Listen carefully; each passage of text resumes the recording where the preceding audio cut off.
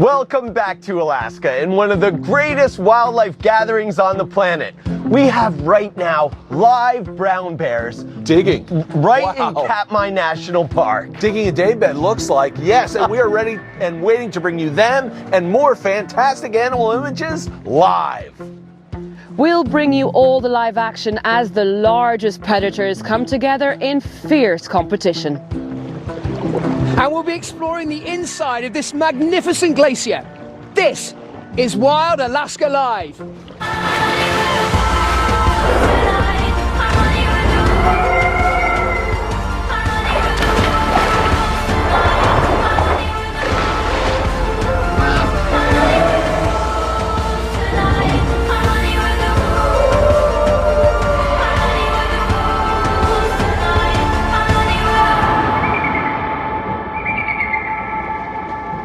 Hello and a big welcome from Alaska. We're the Kratt Brothers and we are here in Tongass National Forest near Juneau in southeast Alaska. Right now, all the wildlife around here is making the most of a very short summer.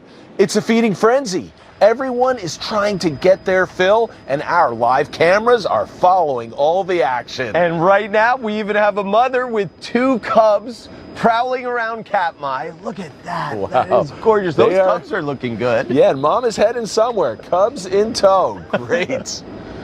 Yeah. Oh, it looks like there's some driftwood. Yeah, they're searching. It could be vegetation. It could be looking for salmon, going to another fishing spot. They're looking for food. One thing's for sure. One thing's for sure is they're finding plenty of food because those cubs look really, really healthy. Yeah. Now, we've got live cameras everywhere, here too, to bring you great wildlife from the Tongass area. Yes, just behind us on the edge of the pond, we have the Beaver Lodge, where our beavers are usually chilling out. Let's have a look inside there. Chilling out. Sleep and dry. Yes. I don't think we're going to be dry by the end of this show. No.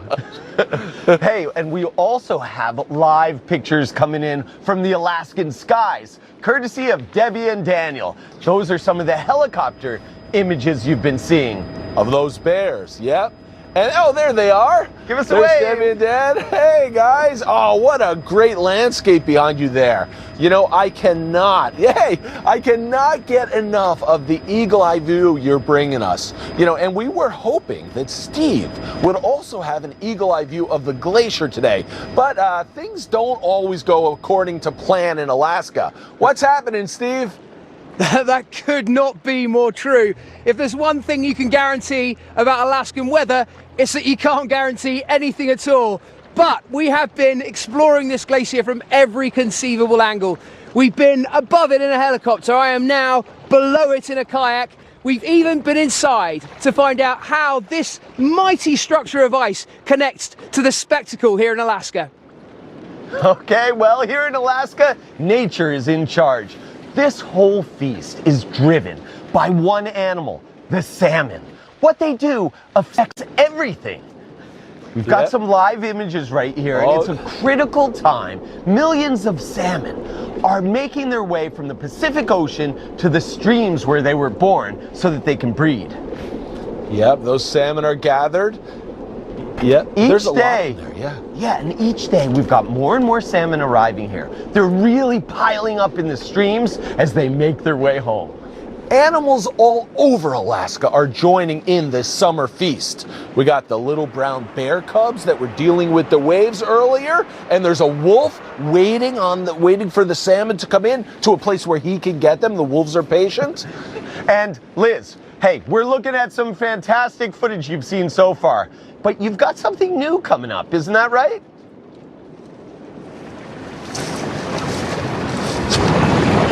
Guys, everything changes in Katmai second by second almost, even the weather. But welcome back to Katmai National Park. This place is just stupendous. At the moment, upriver, we have a sleeping bear kind of biding its time. The tide is coming up the river. That means the salmon will be coursing up here too, and I'm sure there'll be some fishing action a little bit later on for you. Now, on Sunday, you might remember, we were on the beach and we were treated to magnificent sights of bears catching their first fish in the surf, getting their first taste of salmon this season, and it was just beautiful to watch. It really was. It was a sunny day, which sometimes bears don't, really like as much as a day like this when it's a bit cooler.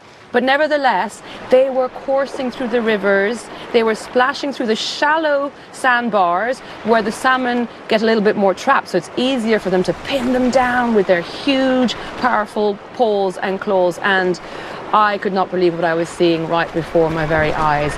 This place is really special, I can tell you. But now, millions of salmon are coursing up the rivers, and more bears are arriving all the time. So the feast is definitely intensifying. The bears are now really trying to size each other up, and that means that they're going to increase the competition for all this hugely important salmon they're all trying to feast on. So we're going to try and find out what happens as the bears meet and compete for the salmon, and we're going to bring it all to you live.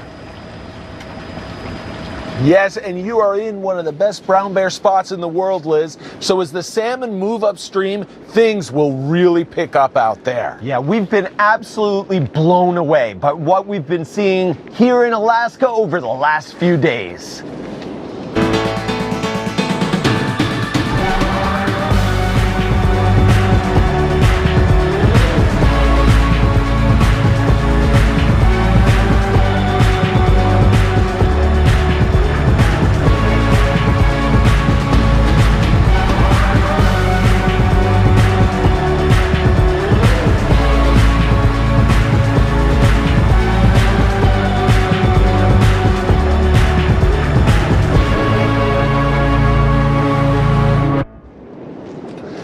Now, the big news here today is the weather. We've been really fogged in today, and the glacier is not nearly as visible. It could be a wet one. I think so. So far this July, more than 6 inches of rain has fallen. That's almost double the normal amount. But hey, that's Alaska. Now let's hope that Liz is keeping a little drier than we are over on the Katmai coast. Oh, we got a live bear. Feeding in the grass now. Nice. Guys, I'm definitely not keeping drier than you. Neither are the bears, but they don't seem to be bothered at all. Take a look at this. There are bears everywhere. I'm also in a meadow right now, and the bears seem to be still feeding on the grasses here, as well as waiting for those salmon on the coast, at the mouth of the river, and upriver as well here today. Now, Katmai National Park is 700 miles away from your base in Tongass. It's one of the largest and most protected wilderness areas in Alaska, and I've been here 5 days, and I cannot believe what we've been treated to over the last few days. It's just been magnificent. We have seen mothers and cubs, we have seen male bears vying for the top position. It's all kicking off here, and we're going to try and explain how all of that works to you. Now, the salmon are moving upriver, and we're going to follow them to find out what happens when these normally solitary, pretty much antisocial animals meet to compete, and how they manage to get their fill of salmon without the whole place turning into a battlefield. And believe you me, bear social interactions, their behaviors are far more complex than you could possibly imagine. Now, Samira Tabak, our head guide and our bear expert, is with us again. We are actually strolling down what's called a wildlife highway. It's been made by the footprints of thousands of bears over hundreds of years, and also the footprints of moose and wolf and lynx. I love this place, and I love this highway. It's fantastic here. This is incredible. It really is. Now, these meadows are hugely important for bears, aren't they? Why do they come here to feed, and what do they feed on? Well, there's a variety of sedge grasses here with a lot of vitamins and nutrients that the bears need. And who benefits from these grasses the most, would you say? It's the moms, it's the lactating moms, and she's also in here teaching the little cubs which grasses they need to eat. Okay, and it also has been said that the bears here in Katmai are the gardeners of Katmai. Why is that? Well, when they eat the grasses, the seeds go through their system, and then when they poop it out, they replant the seeds. And the males, they actually defecate on the move, don't they? They do. So they're basically planting little mini gardens as they move across the landscape. I just love that. Now, at another time of the year, in the springtime, this place becomes an arena for courtship rituals during the mating season. Describe to me what this meadow might look like during that time. Well, you've got a lot of dominant males vying for the females that are in estrus, and sometimes you can get some confrontations between the males when they're competing for the same female. Okay, bears are not monogamous, so does it sometimes get a little bit hectic, a little bit heated here? It does. The females will mate with a variety of different males, and the males that are competing with her, it can get a bit violent between them. Can it? The males, though, have now got one thing on their minds. They've left the meadows, they've headed down, or upriver, I should say, looking for that salmon. So what does this place transform into now? It basically turns into a big playground. The moms come back in here to eat on the sedge grasses, and then the little cubs play and roll around and have a good time. An idyllic scene, I'm sure. It's sweet. And we have spotted a mother and cubs earlier on. She might make an appearance again here in this meadow. They are everywhere today. They really are, despite the rain. They don't mind this kind of weather, do they? They don't. The rain doesn't really bother them. It's the wind that wreaks havoc with them. Okay, the wind affects their incredible sense of smell. They can't keep track of where everybody else is. That's when their ability to succeed is compromised, if they can't keep track of everybody else. Exactly, because that's how they identify everything in their environment, is their sense of smell. Indeed. Now, because this meadow is bordering a river, that adds another extra added benefit for mothers and cubs, doesn't it? It does. She can bide her time in the meadows here while the big males are at the creek fishing, and she doesn't have anything to obstruct her view, so as soon as the males are gone, she can come down to the creek and fish in peace. Wonderful stuff. Now we're going to follow in the bears' footprints, go upriver and find out what happens when all of these bears coming together, they're all trying to get as much salmon as possible, how that interaction changes everything here. Here on Wild Alaska Live, we really want to bring you images of black bears live on camera. And to do that, we are pulling out all the stops. We've got this whole area rigged with cameras in all the black bear hotspots. There are 16 remote cameras set up around here and monitored around the clock for black bear action. Now here we can see the view from the Bear Woods. All right, a Russian stream, great spot to fish for salmon if you're a bear, a black bear. And we have got another camera further upstream, which is also another good spot. A little calmer, some more pools where the salmon might gather. Already and waiting. Yeah. Let's hope we get some.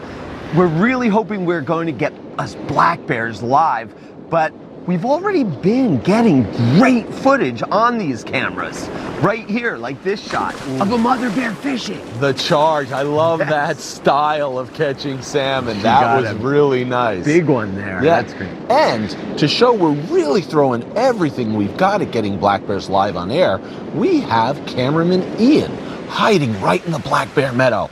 There he is. All right, and this is what he's seeing right now. Are you ready, Ian, in case there's any black bears? Yes, he is, ready. you know. And one thing we know for sure, it takes patience and perseverance to observe wild animals, including bears. Oh yeah. And if you've been on our website at pbs.org/wildalaskalive, you'll see that we've been asking you to send us your own captions for fun pictures of bears like this one. And this one says, "This day is impossible." Oh yeah, well, I think it might turn out that filming black bears in this weather might be a little impossible. But we are just gonna have to grin and bear it, bro. Oh, okay. Yes, we're gonna keep trying. Now, although this summer is lush, it's green around here, in Alaska, there are a lot of months of sub-zero temperatures where this whole place is covered in ice and snow for a lot of the time. So, you have to be tough to call this place home. Winter hits hard here in North America. For 6 months every year, ice and snow take hold, and temperatures can plunge below minus 50 degrees. Underground, sheltered from this deep freeze, black bear cubs are born. While they can survive on their mother's rich milk, she can't eat again until she decides to leave the safety of the den. As the days lengthen, her desperate need to feed eventually draws her out. It's a risky decision. Emerge too early, and the cubs risk freezing. Emerge too late, and her milk will dry up, causing them to starve. Only 60% of black bear cubs make it through their first year. By early June in Mendenhall, despite the rivers still being empty, more and more hungry black bears begin to appear. This mother has lost almost half of her body weight while in the den. As her cubs grow, they become increasingly demanding, competing for her milk. And until the salmon arrive, she needs to eat vegetation almost constantly. Fortunately, black bears aren't fussy eaters and will munch through everything, from cottonwood catkins up in the treetops to shrubs and shoots down on the ground. But feeding isn't the only concern for females. They raise their cubs alone and must avoid hungry neighbors. Adult males would kill and eat a cub this size. This mother and cubs have almost made it through the toughest time of the year. But they're not out of danger yet. As these normally solitary bears come together to feast, the competition for fish will mean the difference between starvation and survival.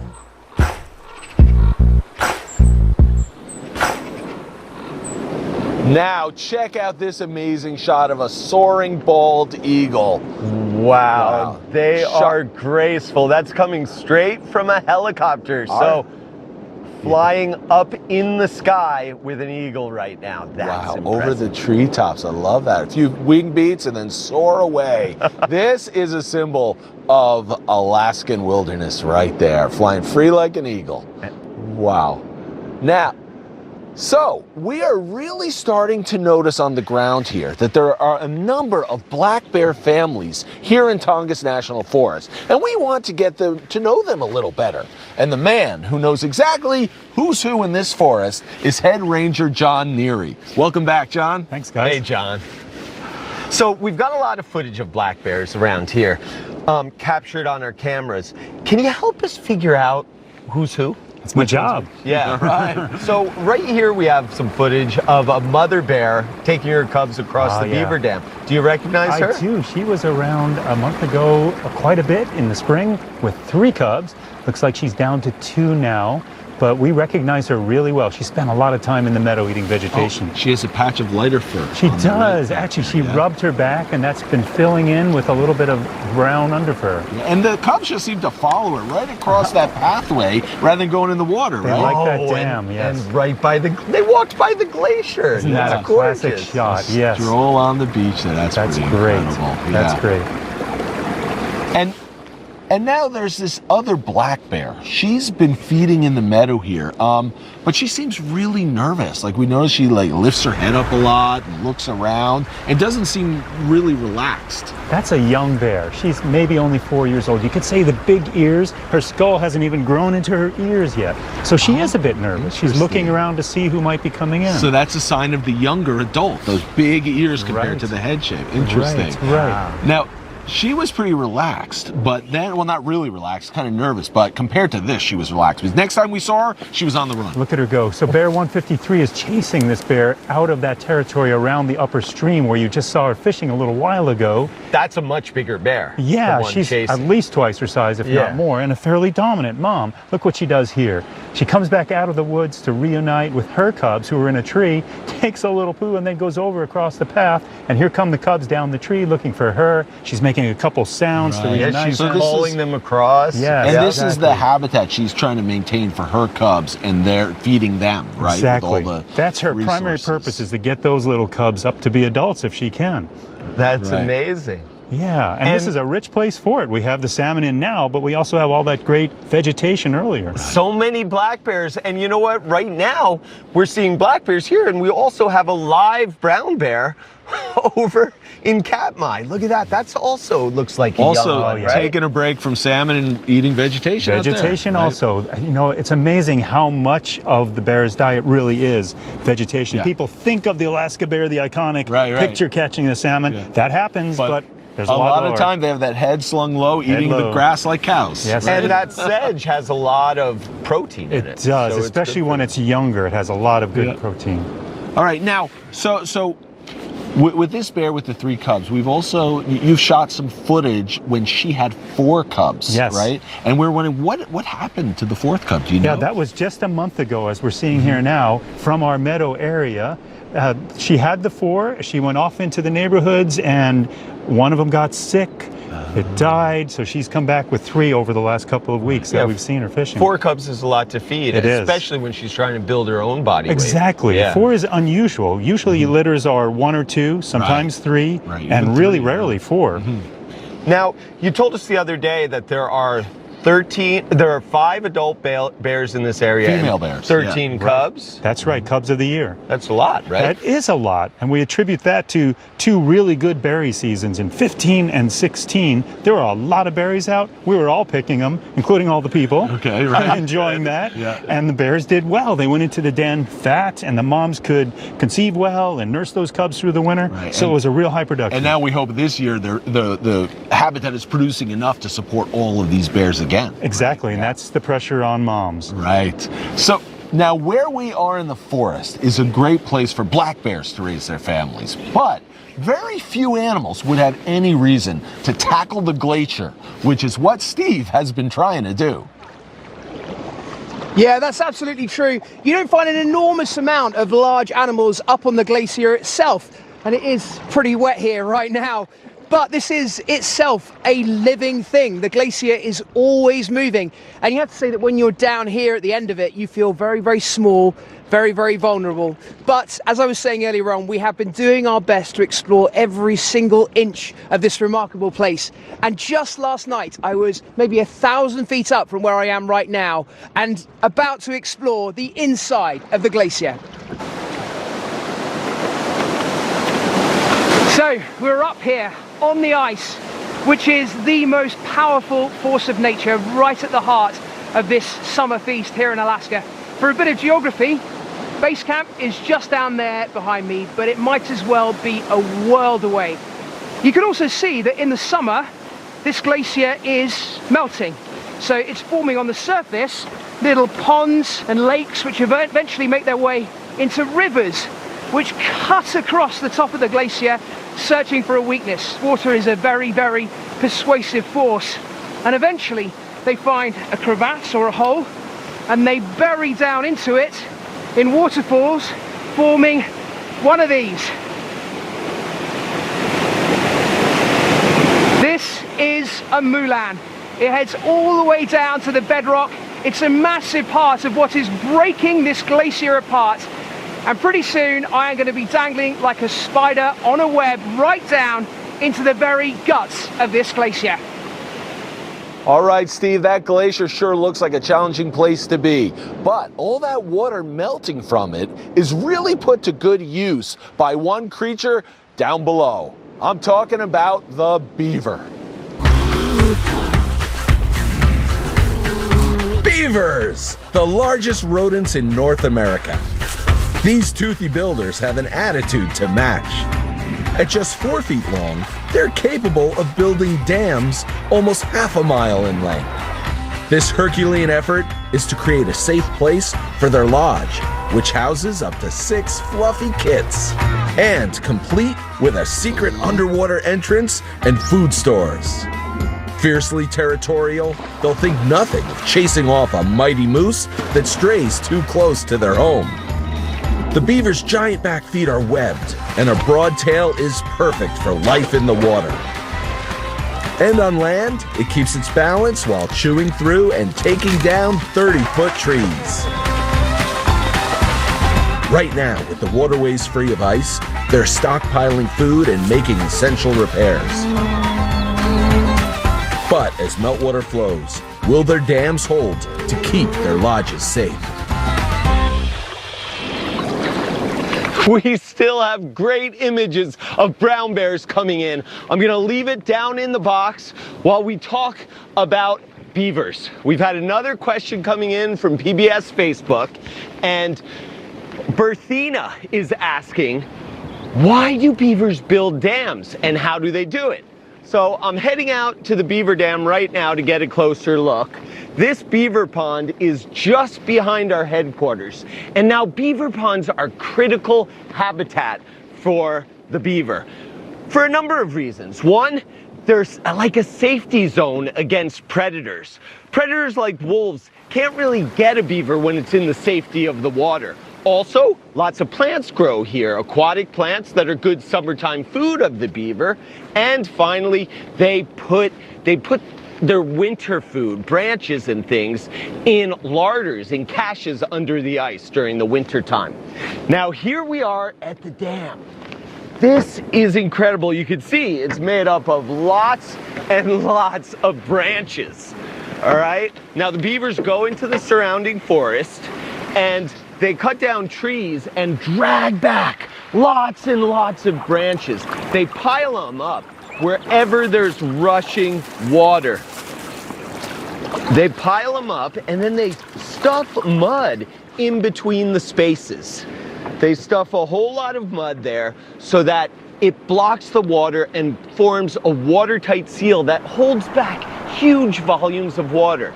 Now, these habitats that the beavers create, you can see from our drone footage how much water that it's holding back. This is our dam right here, and the bottom of the screen was the beaver pond where I am right now. This habitat that the beaver creates is great for the beavers, but also lots of other animals, different species of fish, waterfowl, ducks, I see a few over there right now, moose, but there's one creature that isn't so crazy about these beaver dams. And we got some footage earlier of these salmon trying to make their way across the beaver dam. It's yet another obstacle for these fish on their amazing journey. Ooh, and that guy made it. So there's definitely, with the perseverance of the salmon, you can see that a lot of them are making it past. They can get across these beaver ponds, no problem. But it's another obstacle. So lots of beavers, lots of animals like these beaver dams, and some don't like them very much. On to you, Martin. All right, Chris, thanks. Yeah, the beaver dam is an impressive work, but it's only one of the amazing construction projects the beaver undertakes. The other is what I'm standing next to right now, the Beaver's Lodge. This is their home, and it is a fortress for the beaver family. It keeps them safe in there. I mean, this is constructed out of tree trunks they've cut and mud. It's so strong here that even powerful predators like bears, black or brown, and wolves would not be able to dig the beaver out, or it would take way, way too much work to be worth it. So the only threat to a beaver inside a lodge is an otter who could maybe swim right in, but even that. Now, actually, speaking of the beavers who are in there, or should be, or could be, let's go live to the beaver cam and see if they're home. And they are. Sound asleep. They look really nice and dry in there, and they're not even waking up. They're oblivious to me being here outside their den, or not bothered at all. It doesn't faze them. Now, this is what we see them doing a lot. And there's two, a male and a female, cuddled up, sleeping and taking it easy after all that hard work, making their dam, maintaining their dam, and collecting food. I mean, busy beaver really has meaning, because they not only build this fortress, they take care of the inside of their den, cleaning it out, getting rid of the old bedding, tidying it up. They just swim it outside, get rid of it, tidying up, and they move things around in there. So now, the interesting thing, just to mention, 100 years ago, these beavers would not have been able to build their lodge here, because this spot where I'm standing was underneath the Mendenhall Glacier. Now, this picture from 1894 just shows how much bigger the glacier was back then.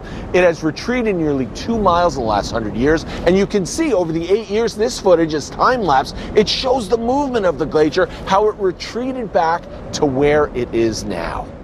Now, let's go live to Steve. He's out in the glacier meltwater right now. Yeah, absolutely. And I was actually here at this glacier when the first of those images was filmed, and it was a completely unrecognizable place right now.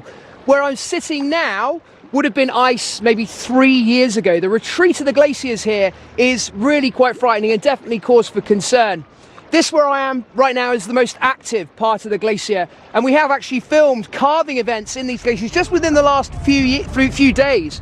You can see enormous chunks of ice tumbling off the front of the glacier, and I certainly would not want to be in a kayak at the front of it then, because seriously, the great wave that would come off it would probably pretty much swamp you. But all of this water is incredibly important. It's a big part of the equation here in the summer feast, and also a big part of the forces that are tearing this glacier to pieces. And to find out more, I went to explore. So I'm standing on the brink of the abyss right now, and down there is where this whole thing gets kick-started. Okay, here we go. These moulins are a lattice work of tunnels, almost like Swiss cheese through the glacier. Very, very few of them have ever been explored, and the second you drop down below the surface, you're in a whole alien environment. This chill wind blows in with the waterfall, but it is quite mesmerically beautiful. Look at that! Wow! To begin with, your crampons sink into the ice really easily because it's quite full of air. But when you get down here, it's so compressed. It's just as hard as what feels like steel. Whoa!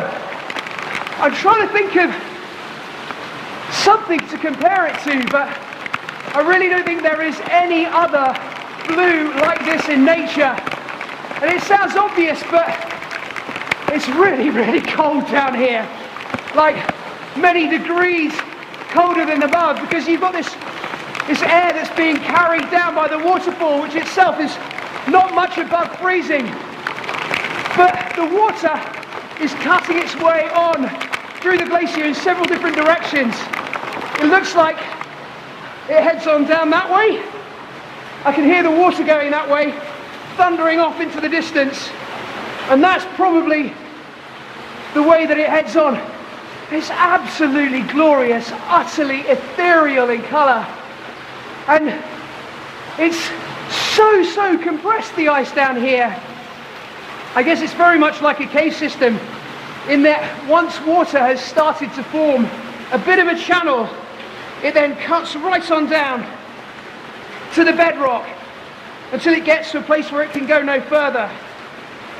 And that is where the action really happens. But also, there's a tunnel up that way as well. In fact, that looks like a better way for me to go.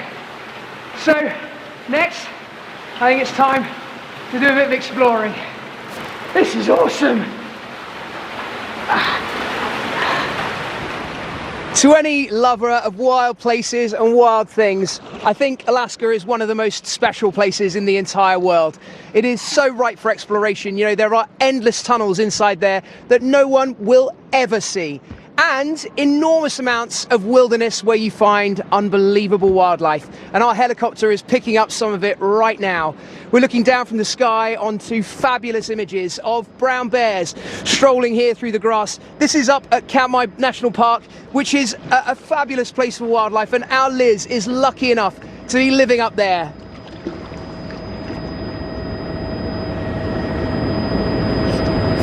Thanks, Steve. We are indeed very lucky to have immersed ourselves in this incredible place. There are bears in the meadows, there are bears on the tidal flats, and bears sleeping off their breakfast, their lunch in the rivers, waiting for the next coursing of salmon as the tides keep on changing here. And the weather has changed here as well since Sunday, but you know what? This is better weather for the bears. It's not hot, they don't get so bothered, and they're doing very well catching fish since we first come here. Now I'm following the bear highway along the riverbank. It has to be said that this big male has been sleeping in this very position here for the past few days, so we've never been able to walk as far up here and past this bend before, which is quite exciting. We spotted a young bear upriver, so we're going to head there next. But what I find fascinating is how bears communicate. And in every footstep a bear steps, he's leaving a scent in the footprint of the previous bear. And one of the ways that males do this is through a behavior called the cowboy walk. I even love what the name of it is. Now take a look at how these bears do this. They basically hunch up their shoulders to, first of all, look bigger to the other bears around. And this already sort of tells the other bears, this is my patch of meadow where I might want to mate guard this female, or this is my patch that I want to fish at. Not only that though, as they're stomping around, they're leaving a scent, and they urinate down their hind legs, which deposits all of this chemical-rich communication, basically. The urine is filled with pheromones and other chemicals that are absolutely specific to each individual bear. Look at the way that bear was sliding his scent along the meadow. It's a fantastic way of telling the other bears who you are, what your age is, what your position is in the dominance hierarchy. It's the best way to communicate if you're a bear, because you're a solitary animal. The bear also urinated on the camera, which was rather unfortunate. If we had their sense of smell, we'd be able to tell exactly who that bear was without even meeting him. Now, on Sunday, we've heard that a particular young male, a 6-year-old male, that we featured has been tugging at your heartstrings. Well, guess what? He moved along this very riverbed on Monday to go fishing upriver, and take a look at these images we captured of him attempting to catch the first salmon of the season. This behavior is called snorkeling. You're half submerging your head under the water when it's too deep to pin a fish down with your very powerful paws and claws. So what the bear is doing there is looking for the slower fish, the dying or even dead fish that are caught in the branches. Now on this occasion, this 6-year-old, who so desperately needs to feed up in time for the winter, didn't quite manage to catch a fish.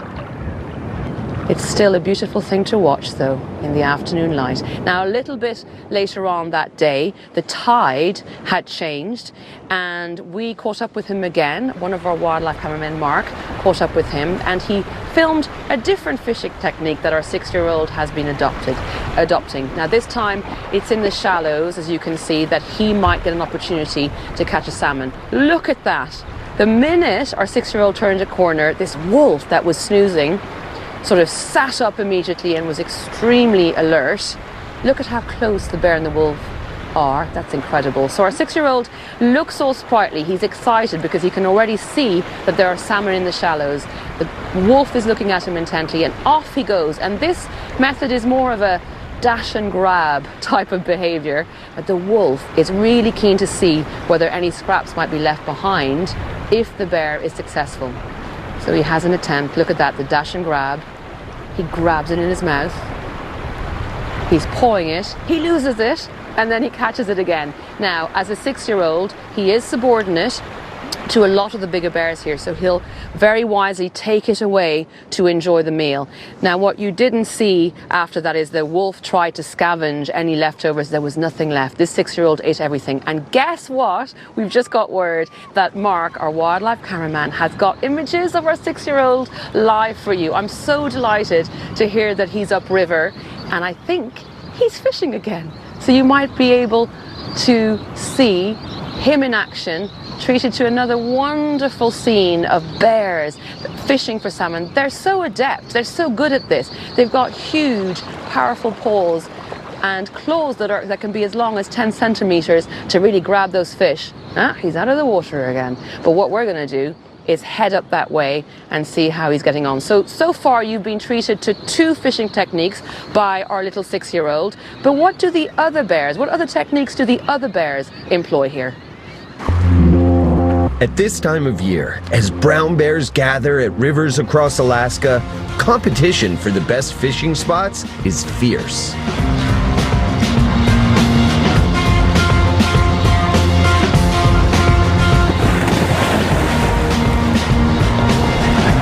As the rivers fill with fish, these expert predators use different techniques to make their catch.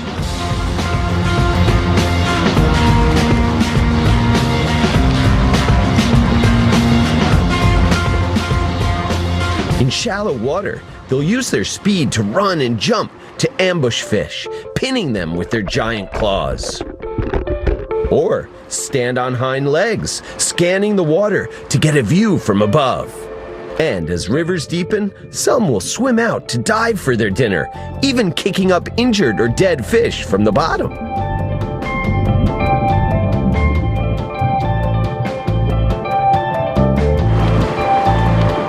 Super sensitive paws allow them to feel for the salmon. And they can hold their breath while diving to look for fish underwater.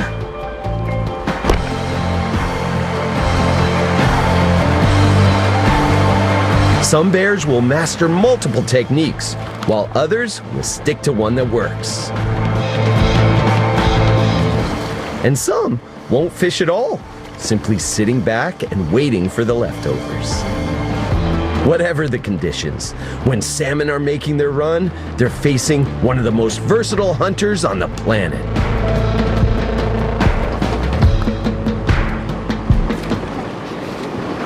So, last time we talked about bear skulls and teeth, but that's not the only difference between the black bears we have here and the brown bears that Liz has at Katmai National Park. Yes, and we're back with comparative anatomist Dr. Joy Reidenberg. So, what have you got for us today, Joy? Well, you know how I love show and tells? One for each of you. we These got are claws. bear claws. Do you know which ones you have? Brown bear for sure, from the Black size. bear over here, yes. Absolutely. These are like having fishing hooks at the end of a paw to catch fish with. Yeah, and they are sharp. They are. They're definitely And sharp very, and very sturdy. curved. Absolutely. Sturdy, So you can too. see how they can hook right into a fish and pull it out of the water very easily. Yeah, especially when you got 5 on each paw. Nice. And the black bear can pin the fish down and kind of pull it apart a little, working it with its mouth and using the claws together like tools. Absolutely. So it stabilizes it there while Yeah. it can rip the skin off using its teeth. And the brown bear, there's no fish getting away from these if they have a good grip, right? Doesn't this remind you of a fisherman's gaff hook that you can just gaff that fish and pull it right out of the water? Absolutely. That is And this- impressive, And yeah. the brown bears, you know, they value their claws. They use them for a lot of different things. Fishing is one of them. I mean, claws, though, yeah, they aren't just for grabbing fish. You know, the black bears also use their claws for climbing, and they're pretty good at it too. Oh yeah, this I mean, the cub. cub. Look at this cub go. And cubs are the ones that have to climb a lot to get away from bigger bears, maybe dangerous bears like males. So this guy's doing pretty well Yeah, here. because he can get way up there on a really thin limb that other bears or other predators wouldn't go because they break it, right? So, Yeah. Absolutely, Yeah. and the claw that they're using is just perfect for that because it's short and therefore sturdier. So they can really grab into the wood and pull themselves up the bark. Whereas if a brown bear tried to do it, that claw might actually break with the weight of such a large bear. Right, or the tree could break. You know, imagine its fingers with, well, that's true too. Yeah. But imagine a human with really long fingernails and how fragile that can be. Oh, and in the box we have a brown bear swimming. Now they don't use their claws for this, but they definitely use those big paws. Oh, yeah. Yeah. They can break into the bark. They can get into trees also and pull out things. Yeah, these bear claws are awesome. Thanks for sharing them with us, Joy. And now, black bears aren't the only wild animals who need to learn to fish. Just a couple of days ago, I went down to the river to see young bald eagles who were trying to join in the summer feast. Here in Alaska, there's wildlife everywhere. And just the other day, I headed only 10 minutes down the road from our live base in search of a master predator that's a rare sight in the rest of the United States. But it's thriving here. There it is, the bald eagle, feeding on salmon. This majestic bird is a symbol of success here in America. And with 10,000 right here, Tongass National Forest is the best place on the planet to see these incredible birds. The eagles are attracted here by the hundreds of chum salmon trying to make their way upstream. The tide's out at the moment, so the water level's very low, making the fish very easy to see and vulnerable. Easy pickings for the eagles. Down here at this creek, it looks like there are 2 types of eagle. But in fact, the brown-headed birds are the juveniles. Their white head feathers won't fully grow in until they are 5 years old. And as they age, their beak will slowly turn a vivid yellow. This is a great situation for the young eagles. There's plenty of food, and it's also a fantastic opportunity for them to practice their hunting skills. Which these inexperienced youngsters still need to practice. It's great to see so many bald eagles here, including the young bald eagles, because this summer feast, the salmon run, is so important for the bald eagles as a species. It is the food that fuels the next generation, and we hope the bald eagle, a wild symbol of Alaska, is going to be around for a long time to come.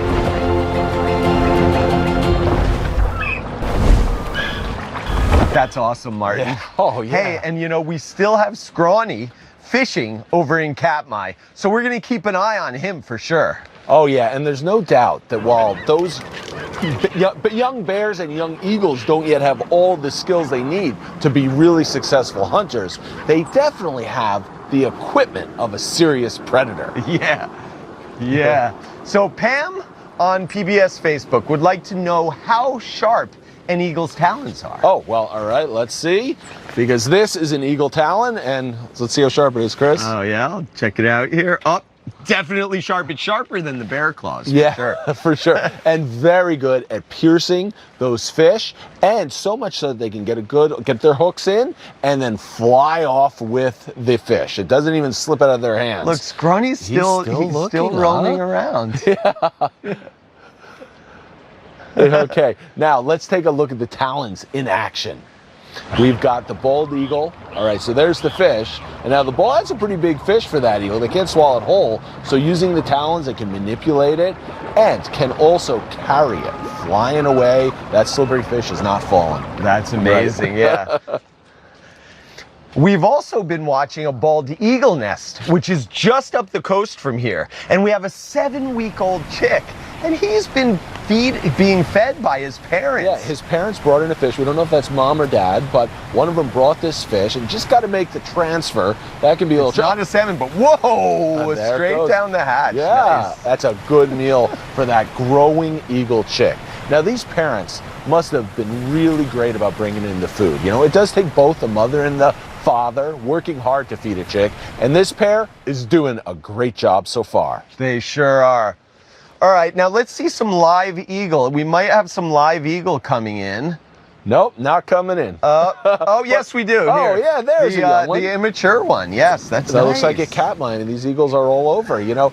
Now let's check in with Steve's adventure in the heart of the glacier yesterday.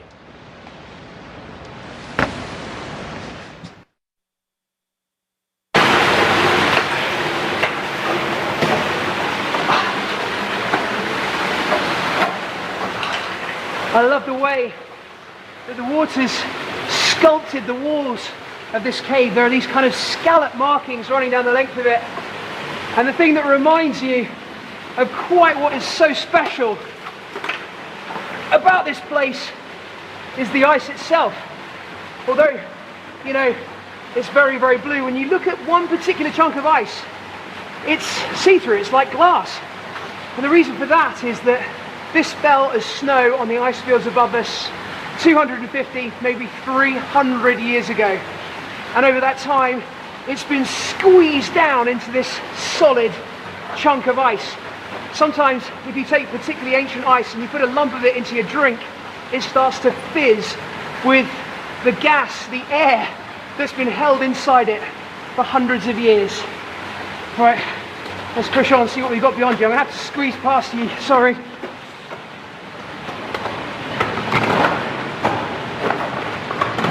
So, this tunnel goes on for quite a way. Some of these will go for hundreds and hundreds of meters all the way down through the glacier. And there'll be lots and lots of ponds like this one. And this is what's really important for the feast here in Alaska. This glacial silt, it's incredibly fine. It's kind of almost like toothpaste underneath your fingers. And this is come from the bedrock, and it's full of silt, which is full of phosphorus and iron and other minerals. And eventually this will be swept out to sea along with all the pure water from the glacier, 50,000 billion gallons of it. And that will dry down into the deep sea, bring up nutrients, which makes the plankton bloom, which then feeds the fish and the salmon, and then eventually the bears and everything else here in this Alaskan feast. Obviously, this whole thing is changing as climate change breaks away these glaciers, and it is frightening to think of what could happen in the future if these glaciers disappeared. Certainly they're receding at a frightening rate. But for now, it is really, look at that up there. There's like a skylight up above us, just bringing down light into this cave. And honestly, it is a real honor to be in here and see what has to be one of the most special places on the whole planet. I reckon there's still a little bit more clambery to go up in that direction. Ah, this is still so cool. Ah. What an experience. It is crazy to think that everything here in Alaska is interconnected. Even the wildlife and everything in nature is somehow linked to the movement of this massive, slow-moving river of ice. Even the marine creatures, the largest of the whales. And finding them is my next mission. Wow. That is amazing stuff, Steve. Yeah, what a view of the inside of a glacier. Love it. Well, the black bears have been eluding our cameras this last hour, but we have gotten great brown bear footage from Katmai. We've seen plenty of them, but the salmon never give up on their missions, so neither will we. We're going to keep looking for those bears The live. black bears, yeah. And you know, one thing we have seen and we love seeing are all the captions you've been sending us for our online challenge. Now take a look at some of these. Okay. Did I hear free manicure? Yeah, I'll have some of that. Those claws gar long. Nice. And, oh, it's only March. I'm hitting the snooze button till May. Oh yeah, you Like don't want to it? come out when it's snowy around here. And oh, guys, share. Yeah, it can be rough for the younger bears to get those salmon. All right, keep those captions coming. And now, let's catch up with Liz and the brown bears at Katmai. Thanks very much, guys. We've headed further upriver to see whether anybody's fishing here. The tide is very high at the moment. There are fish jumping.